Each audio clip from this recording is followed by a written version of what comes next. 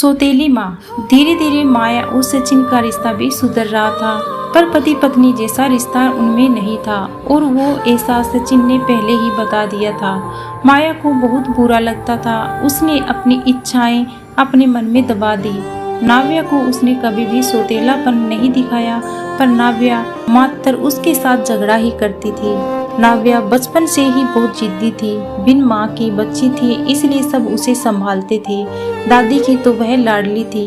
उसके पापा सचिन की दूसरी शादी करने का प्रयास चालू था, पर यह 7 साल की बच्ची कुछ न कुछ करके अपने पापा को रिश्ता जोड़ने नहीं देती थी। उसकी दोनों दादी और नानी उसे समझा समझा कर थक गई थी। बेटा, सभी सौतेली माँ बुरी नहीं होती और हम है ना, तुम्हें अगर उसने तकलीफ दी तो हम उस पर चिल्लाएंगे, डांटे। लेकिन उसका मन बार बार डरा रहता था कि सौतेली माँ मुझे तकलीफ देगी, पापा भी उसकी ही सुनेंगे और उसकी माँ की आखिरी याद यानी उसका मंगलसूत्र सौतेली माँ को दे देंगे। ऐसा उसे लगता था। सबको टेंशन हो रहा था कि उसे कैसे समझाए। उसकी माँ का मतलब सुनीता एक एक्सीडेंट में 2 साल पहले इस दुनिया से चली गई। तब से लेकर आज तक उस बच्ची को सभी संभालते थे, पर उसकी यह जिद ज्यादा ही थी। कैसे बताएं, अभी इसे उसकी दादी ने उसकी ही मौसेरे भाई की लड़की पसंद कर ली थी। उसकी भी शादी होकर तलाक हो गया था और उसे एक लड़का भी था। नाव्या सुनने को तैयार नहीं थी। वह लड़का है, मतलब उसे ही सब प्यार करेंगे, मुझसे नहीं। ऐसा मन में वहम बिठाए वो शादी को नहीं होने देगी, ऐसी जिद पकड़ कर बैठी थी। उसकी जिद के आगे सचिन भी कुछ नहीं बोल सका। दोनों दादी और नानी काफी चिंतित हो गई। सुनीता की माँ ने समस्या का समाधान निकाला। सुनीता की एक दोस्त माया, जिसकी उम्र हो चुकी थी, इसलिए उसकी शादी तय नहीं हो रही थी। उसके घर जाकर नानी ने सब हकीकत बताई। वह सब सुनने और समझने के बाद भी माया शादी के लिए तैयार हो गई। इस वजह से दोनों दादी और नानी भी काफी खुश हो गई। अब सचिन क्या कहता है, इसकी सबको चिंता हो रही थी। खुद सास ही बोल रही थी कि इसलिए जमाई तैयार हो गया। सचिन ने माया से मिलने का तय किया। मुलाकात के दिन सचिन ने माया से कहा कि मैं सिर्फ नाव्या के भविष्य के लिए और अपनी माँ की इच्छा के लिए तैयार हुआ हूँ। मेरी तरफ से बाकी कोई उम्मीद मत करो। यह सुनते ही बहुत बुरा लगा माया को, पर कितने दिन घर वालों की ताने सुनो। इसलिए माया तैयार हो गई और शादी भी हो गई। उसके घर की परिस्थिति इतनी अच्छी नहीं थी, उस वजह से उसके माँ बाप ने माया को कोई भी जेवर नहीं दिया और नाव्या ने भी अपनी माँ का मंगलसूत्र भी नहीं देने दिया। बाद में सुनीता की माँ ने माया की माँ बनकर सब कुछ किया। नाव्या बहुत परेशान करती थी और सौतेली माँ ऐसे ही पुकारा करती थी। उसे माया थोड़ा डांट देती थी, उसे समझाने का प्रयास करती, तब जानबूझकर झूठ मूठ कर रोने लगती थी। माया 2 महीने में ही पूरी तरह हताश हो गई। दोनों दादी और नानी को पहले ही सब कुछ पता था, इस वजह से माया को कुछ नहीं बोलती थी। वह उल्टा उसे ही बोलती थी कि मारोगी तो भी चलेगा, और सचिन को यह सब सहन नहीं होता था। जब परिस्थिति हाथ से निकलने लगी तो माया ने उसकी सहेली को, जो कि एक स्कूल टीचर थी, उसके साथ मिलकर प्लान बनाया और सचिन को असली परिस्थिति का सच पता चल सके, इसलिए नाव्या के ड्रामों का वीडियो बनाकर उसे दिखाया।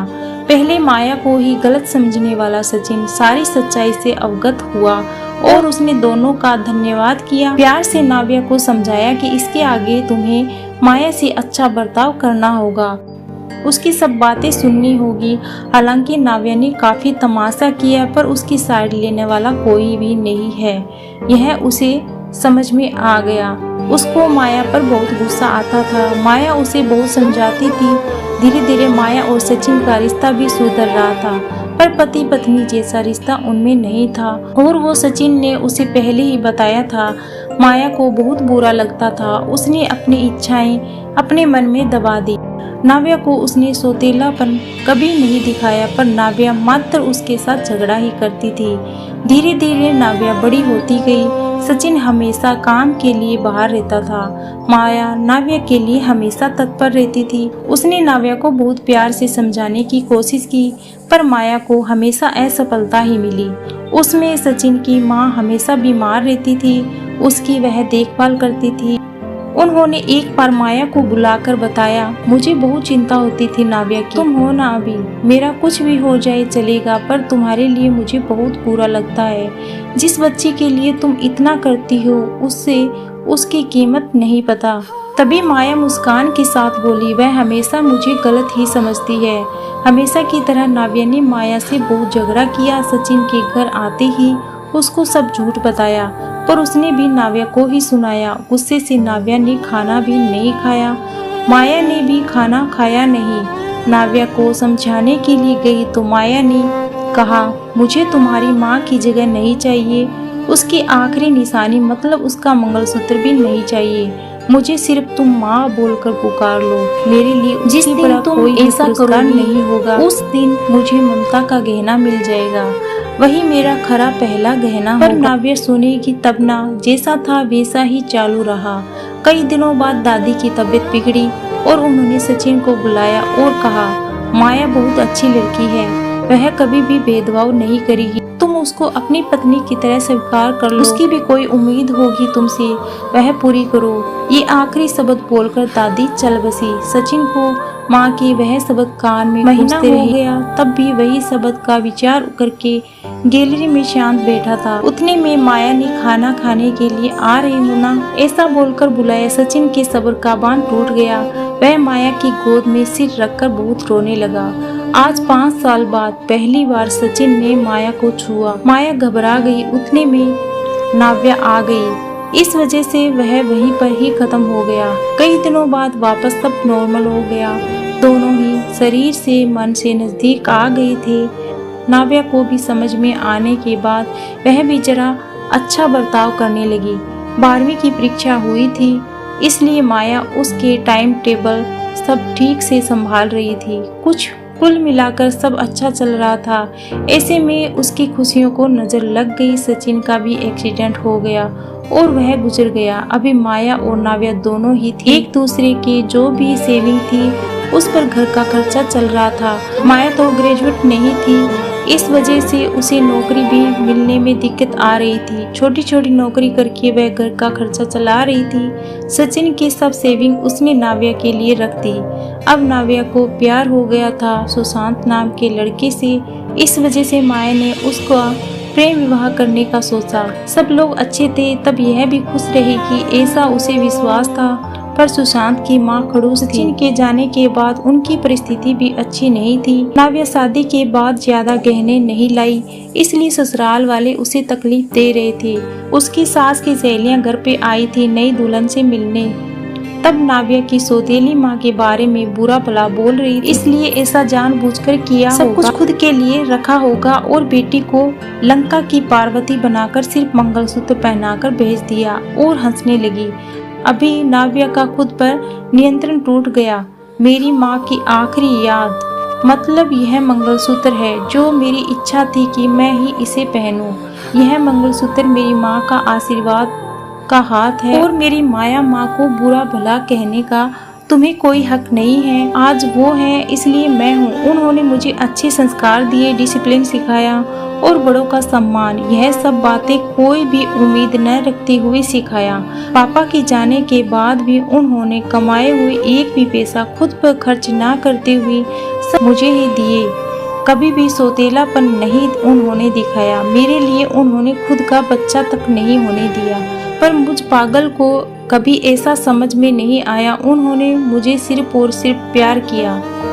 मुझसे उन्हें एक ही चीज चाहिए थी जो मैं कभी नहीं दे पाई। सब औरतें एकदम सोच में पड़ गई। आखिर वह कौन सी चीज चाहिए थी? उन्होंने नाव्या से पूछा उन्हें क्या चाहिए था। सच में बहुत महंगा गहना होगा, इसलिए उसने यह सजेस्ट किया। बातचीत हो रही थी तभी वहाँ माया आई और सभी उन्हें देखकर हंसने लगी। माया मन से डर गई। नाव्या ने ऐसा क्या किया होगा जो सब औरतें उन्हें देखकर हंस रही है। तभी नाव्या ने माँ को गले लगाकर प्यार से माँ बुलाया। दोनों माँ बेटी सब कुछ भूलकर एक दूसरे की बाहों में गुम हो गई। औरतें जब कानाफूसी कर रही थी तभी नाव्या बोली, आप सबको वह गहना देखना था ना, यही माँ बुलवाकर ममता का गहना उसे चाहिए था। माया को तो रोना आ रहा था। दोनों सचिन और दादी की फोटो के सामने खड़े रहकर उनको हाथ जोड़कर खड़े थे। नव्या ने माया से माफी मांगी और माँ को कभी दुख से भी कभी दूर न रहने का ऐसा वचन दिया। दोस्तों, समाज में कई गलत बातें हैं, भावनाएं बनी हुई होती हैं जो जाने अनजाने में बच्चों तक भी पहुंच जाती है। हमें बच्चों को और खुद को भी इस बात को समझना होगा कि हर पुरानी बात पूरी तरह या हर किसी के लिए सच या समान नहीं होती। किसी एक का सच दूसरे के लिए झूठ हो सकता है। इसलिए किसी भी बात को अपने दिल दिमाग में बिठाने से पहले उसकी सत्यता जानना बहुत जरूरी है। हर सौतेली माँ बुरी नहीं होती। कहानी कैसी लगी कमेंट्स में जरूर बताना। अगर पसंद आई हो तो लाइक शेयर करें और दोस्तों मेरे चैनल को सब्सक्राइब जरूर करें। कहानी पूरी सुनने के लिए आपका बहुत बहुत धन्यवाद।